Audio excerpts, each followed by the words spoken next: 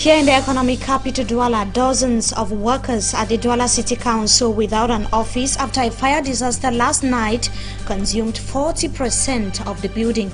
The governor of the region himself has admitted that the structure dates as far back as the 1950s. And also in this newscast, in some villages in the southwest region of the country, we see how access to potable water has become a luxury. Cameroonians denied their rights to basic social amenities. These are headlines. Details in a moment.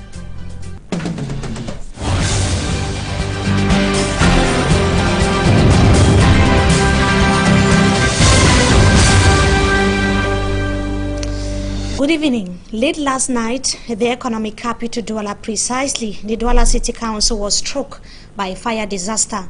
The incident that affected several offices started when all personnel had left the council premises. Firefighters came on time, but it took hours for the white flames to be controlled. For Hansen Chanji tells us more. The fire that began at about 11 p.m. Monday night erupted from the Department of Information Technology, then extended to the Financial Department, the Cabinet of the Secretary General, and later to the entire first and second floor. 20 rooms are affected by the inferno. Chunks of fire could be seen through the window of one of the offices, ravaging its contents to ashes. The cause of the fire is still unknown, but there are suspicions lab technicians must have forgotten to put off an electronic appliance. Before the firefighting brigade who arrived at the scene, a great portion of the Douala City Council was in flames. The governor of the Little Region, Joseph Betiasomo, confirmed material damage is enormous, but the cause will only be known after investigations. The governor instructed the senior divisional officer for Wuri, Paul Nasiribia, to block the primary and main site of the incident against public access. At the time reporters left the premises of the Douala City Council Monday night, firefighting brigade were still struggling to contain the fire. And up to the early hours of this morning, elements of the firefighting brigade were still battling at the side with the flames and equally trying to secure the premises of the Douala City Council from intruders. Meantime, talks of the damages caused by the fire disaster are still being noted as we speak. Let's now have an excerpt of the commander of the Ngodi firefighting brigade. He was speaking to senior reporter Chris Toby, was in the early hours of this morning at the Douala City Council. I would say that it's about 10:20 to 10:30 that we have been called for a fire at the City Council here in Douala. Immediately we sent all the engines that the trucks we have in Ngodi, and then they have been reinforced by another truck from Bonaberi.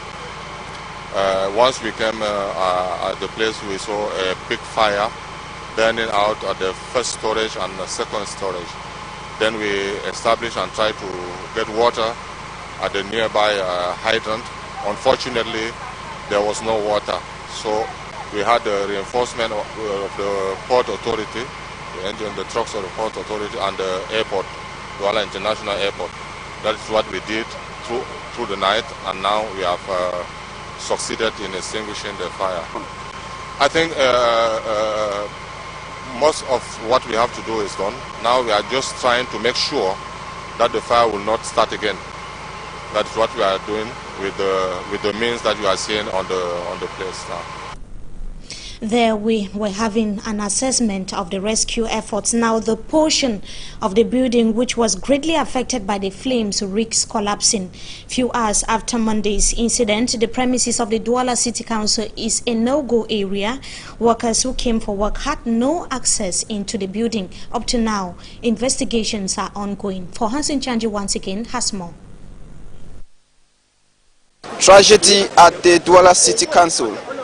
The area is totally in ruins, and workers could be seen in small groups discussing about the incident that took place Monday night. A tragedy for workers, a tragedy for the city, a tragedy for Little Region. On this Tuesday, There was high risk of an eventual collapse of the building affected. Security forces immediately dispersed onlookers and mounted barricades to prevent trespassing. Smoke could still be seen from a window at the second floor. Firefighters came on time to contain the inferno. Earlier, the King of Canton Bell arrived at the scene accompanied by close aides, the Senior Divisional Officer for Wuri, Paul Nasiribia, and other administrative officials. Workers of the Douala City Council, who came in their numbers, are worried and some asking questions what becomes of their personal documents. I overheard some saying they forgot their laptops and other items. Some are equally worried about their salaries. This is because the fire consumed documents in the financial department, the information technology, archives, and the cabinet of the Secretary General, known to be strategic offices at the Douala City Council. We are told the flames extended easily to other offices because they were separated by just plywood. Investigators comprising gendarmes and police officers continued with their findings Tuesday morning. The road from the post office in Bonanjo to the governor's office passing through the city council has been blocked. There are no signs that work may resume soonest. It is therefore a forceful one-day up as far as the incident Monday night at the Douala City Council. For now, workers are forced to stay outdoors and out of their offices. For how long investigations is going to take? This is for Hansen Chanji Inonsang Abega for Equinox Television News. Thanks indeed for Hansen Chanji for that report. Now, in two separate press briefings granted by the governor of the Littoral region and also the government delegate to the Douala City Council today, it was disclosed that 150 workers at the Douala City Council are now without an office after 40% of the building was consumed by the flames last night.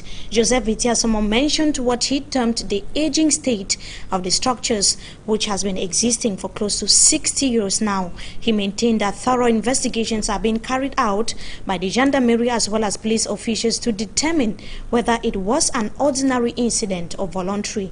The governor said that a technical, financial and administrative investigations would be carried out to determine the exact cause of the incident. He admitted that enormous material damage was recorded. In the southwest region of the country, several households in that part of Cameroon continue to suffer the impact of water scarcity.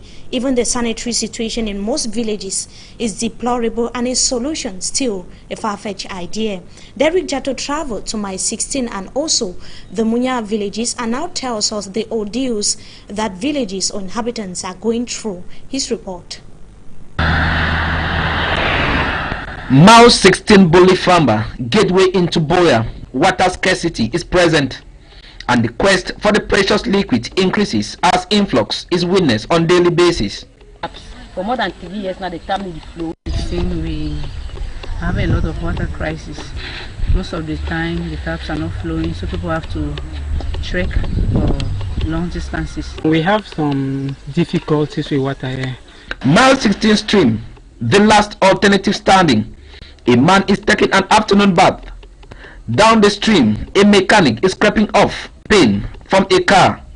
All happening at a time that a woman is carrying out laundry just few meters below.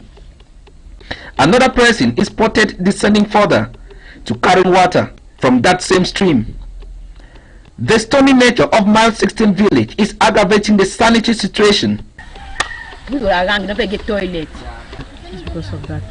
Around here, people just use the streams anyhow. Most houses around here, they don't have toilets. People just, they bathe in the stream. It is like it is part of them. Yeah. And the people now visit the God-sent streams around their houses for their toilet. Water crisis in Boya is already at its summit. The water distribution company is present, but only with promises. No doubt, the Boya Council, in its health campaign, has embarked on digging boreholes in hospitals. As a council on our own, we have laid more emphasis on health. We did a borehole at the hospital, and we have been given several assistance. Mile 16, like Munya village, are facing the same fate. But Munya village is having a plus in that direction. Electricity supply is epileptic. So the electricity people, they are disturbing us. So why now they have been seizing the light? That's why I make me to go and buy this generator. A Boyaman is fully aware that the supply of basic amenities is a right in Cameroon.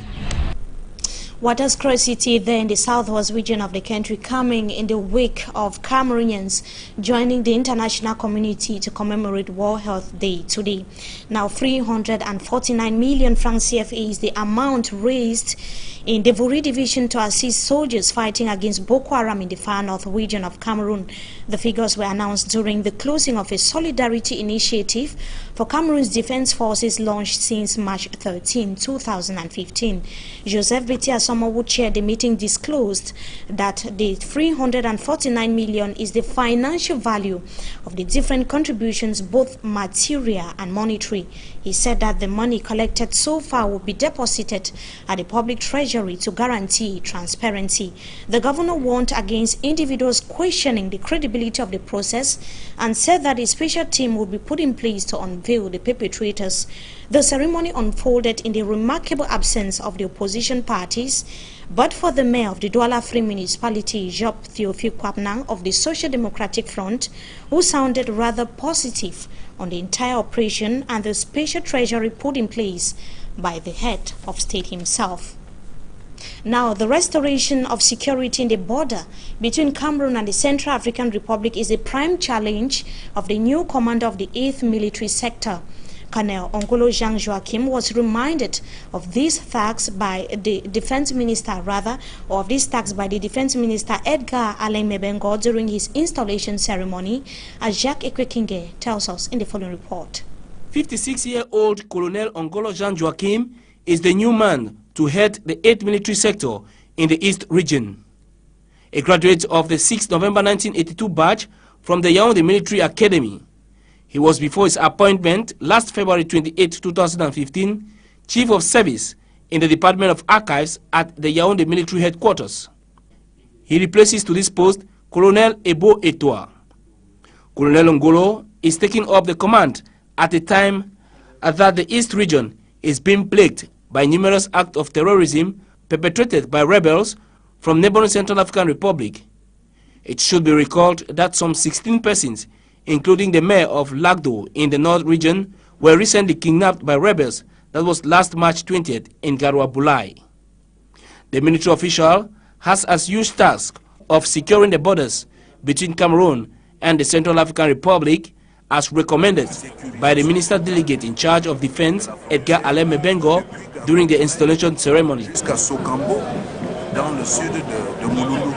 As part of his assignment, the new commander of the 8th Military Sector in the East region will have to keep watch on the traffic of wildlife endangered species and the exploitation of forestry products, which are some of the domains that suffer illegal trafficking in the East region.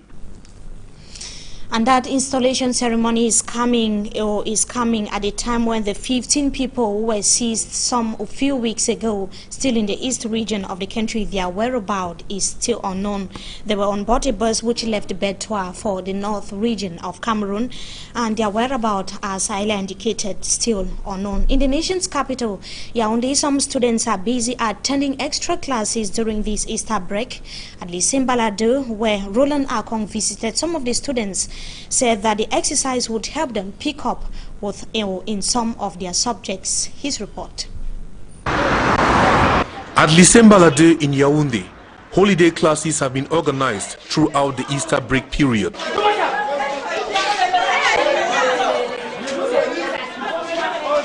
School authorities say the extra classes are free and not compulsory for students of the school. Ne vous laissez pas bloquer par des questions difficiles. The holiday lessons will be of great help to students in exam classes who are to write their end of course certificate exams as from next month. Other students say they hope to pick up in some subjects after the extra classes when school resumes.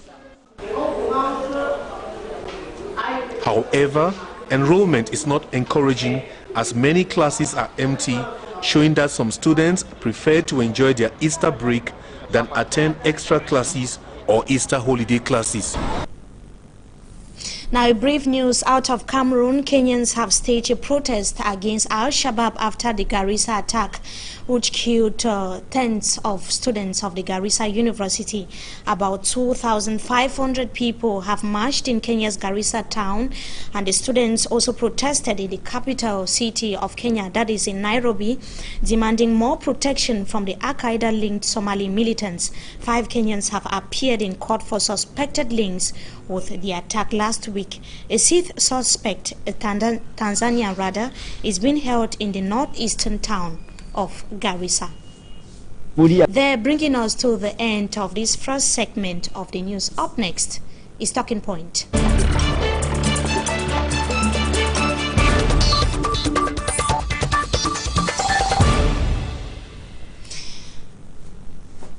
The battle against Boko Haram launched by the government of Mr. Biya has been going on for 1 year now, according to officials here in the littoral region.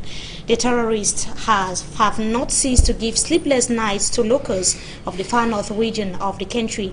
The need to wipe out terrorism has gone national, and funds are being raised here and there to assist defense forces fighting against Boko Haram. The question is how and why. We are going to be attempting answers with our guest tonight, who is a political analyst, Mr. Ntimancho Michael. We thank you so much for joining us tonight. Thank you very much, Mimi. It's a pleasure to be here once again. The pleasure is ours as well. Now, the head of state has created a special treasury to deposit funds destined to fight against Boko Haram in the far north region of Cameroon. Is it timely, according to you? Yeah, Mimi, we understand that war is very, very expensive. Expensive not only in terms of its economic expenditures, but also humanly. And we think that when we think about talk about human, we also think about the lives that soldiers lose at the war front. And of course, managing war is supposed to be something that is very, very delicate.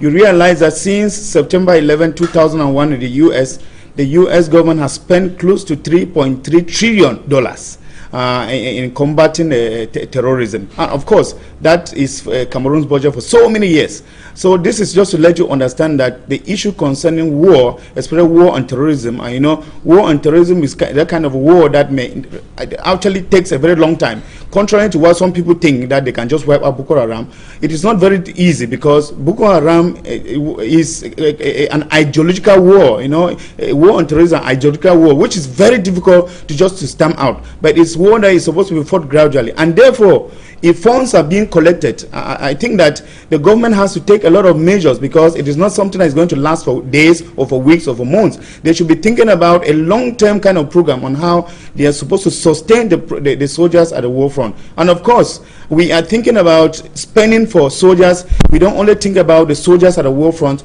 we are also thinking about soldiers who have lost their life, and we are thinking about the children who have lost their parents at the war front. Of course, we are not only supposed to concentrate at the war front, we are supposed to think about those children who had their parents lost at the war front, and they were two breadwinners of those families. I think that the government has to think very seriously about taking care of these children, and therefore funds collected, of course, is supposed to be used exactly. It should be used very judiciously. Now, the creation of this special treasury to deposit the funds, many are asking, why now? Why would the head of state choose to create a special treasury now, several months after the operation to support soldiers in the far north region of the country had already started in Cameroon? Of course, without being in any way negative about it, I would like to think that it's a good idea. You remember, I mean, it is a good thing that is coming from the head of state. I remember the Ministry of Commerce, Luke Magwam Atangana, who actually launched this operation, actually publicly said he is very, very incompetent in order to handle this issue. And Mimi, I want to say that, and Sound say that it's a positive move from the head of state, because if he, in one way, is doubting the person, the credibility of the person who is going to head this operation. He somehow suggests some lapses in the exactly. You know that it is not only about the war of Boko Haram. You know, the head of state launched what we call the National Solidarity Chain. And according to him, it is not only going to be about the war, it is going to be about any other crisis. And therefore, we even think that if this money that is collected, if it is not all spent on the war fighting Boko Haram, we know that there are other crises and what we used to have floods and all the other things, it could be used. And just to draw our minds back, you realize that there's the issue of trust here, because we remember in 1994 when huge sums of money was collected for the Lions in the USA, and up to today we do not know how that money was used. Money got missing between Cameroon and Paris, and of course nobody has ever given an account for it. And if the head of state at this time should be able to take the things in his hand, because you know at that time fingers were being pointed at this and that person, and of course I think that he has that in mind and he knows about what Cameroonians think about, and if he has to handle this himself, we only have to pray that of course he should be able to set up a commission. I mean, it is only in Africa that we neglect the role of the civil society, because I think that in most countries like the USA you have civil society that are working in this kind of I mean like rescue kind of initiatives. Civil societies are better placed if they are empowered to be able to work on this. I think if we could be able to trust our civil society and empower them, they could really do a better job than actually setting a government organ to do this. Mimi. So, like, contrary to how Cameroonians and many donors are doubting, they can they count on this initiative? Yeah, of course, many Cameroonians are doubting, and if they are doubting, it's because of the past knowledge that we have about this sort of operations. We have known about operations that are carried out, and money ends up in private accounts, food ends up in private kitchens, and of course, and nobody gives an account of it. I mean, everybody, I mean, people feel that they are lords, they are supposed to lord it over other people. I think that the issue about Boko Haram in the north is something that touches everyone, and I think that every Cameroonian feels touched. And of course, and I don't think that anybody will take any grievances against any other person in order not to contribute towards this. I mean, most of us, we have passed through supermarkets, we have passed through big shops to be able to drop our little things. I think that Cameroonians, it's time that we have to come together more than ever before, because we think that if anybody, responsible person in government, should swindle this money that is meant to fight and keep on insecurity, then I think people are really have deep consciences, and I think they're remoralized. Coming back to the reason as to why this solidarity fund is being put in place or is being carried out in Cameroon, was it really necessary now when the army has a special budget dedicated for such eventualities?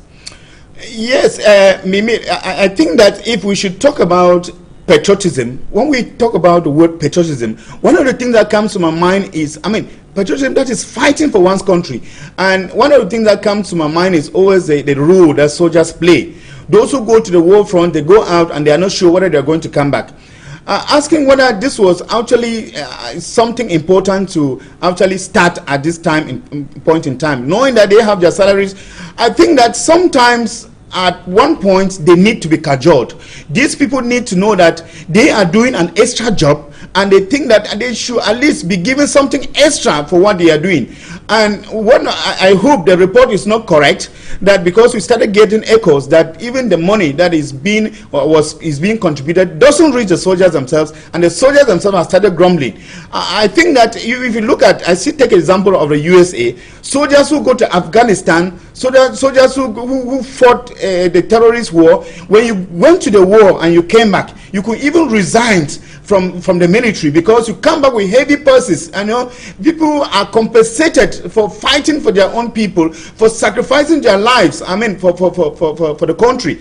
And I think that Cameroon is not supposed to be indifferent. I think that it's timely. It is enough that these people need to be motivated for what they are doing. Some of them go for months even without hearing from their families, without coming back to visit their families. I think that it is very normal that at least they should be compensated, at least they should be looked upon in this regard. Apart from the state treasury or the special treasury that has been created and the role of the civil society that you had earlier highlighted, how should these funds be managed to ensure transparency and that it reaches target the target population? I think that even within the military, the soldiers who are at the war front, they themselves are united, and they kind of form an association between them, because I want to avoid a situation where people sit in offices in Garua or in Marua in the north.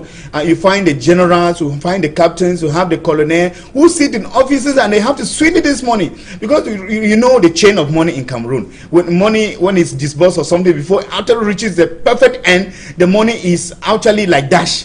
I think that the soldiers who are already at the war front should be part of this cake sharing that all Cameroonians have contributed. I want to still insist very much on involving the civil society. Mimi. How would the soldiers be part of it when they are busy fighting? Of course, and that is why I want to implicate the civil society in this regard. I mean, the soldiers, of course, I know they are having a busy schedule, but I think that there is a way in which they can be able to reach these soldiers, because you realize that at the end of it all, there is no report on what is actually done. The soldiers themselves, they are there, they are blind. They do not even know where the money has reached and when they are supposed to have their fair share.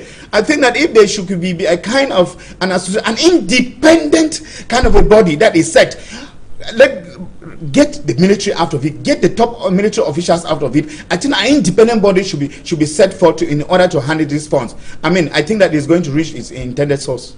Now, an initiative for Cameroon like that of the support fund to fight against Boko Haram, looking at the situation in the far north region, is it a laudable one for a country like Cameroon? Well, I do not really understand why you mean by a country like Cameroon, but I think that it is an initiative that other countries should be able to copy, because you realize that maybe some people had even suggested that the war against Boko Haram was weak in Nigeria because the soldiers were disgruntled. And you know that already when soldiers are disgruntled at the war front, it is very, very dangerous for the whole country, for all the citizens. I think that it is a lot of my initiative, because when you look around, big countries, they do that. There are associations that are charity organizations in big countries and the US and Britain who are purposely for veterans, who are purposely for military fighting war. And when you want to give donations to soldiers fighting war, you look for these associations, look for these charity organizations, and you will pass through them in order to reach the soldiers. That's what happened in big countries. And I think that in Cameroon, if we can be able to copy a good example, it will just be laudable for us. And I think that we're going to be able to win this war sooner or later. Thank you so much for joining us tonight on Talking Point. It's a pleasure, Mimi. It's a pleasure. Thank you as well, our viewers, for joining us in this edition of the news. Wishing you a blessed stay in the company of our programs. Until we meet again, goodbye.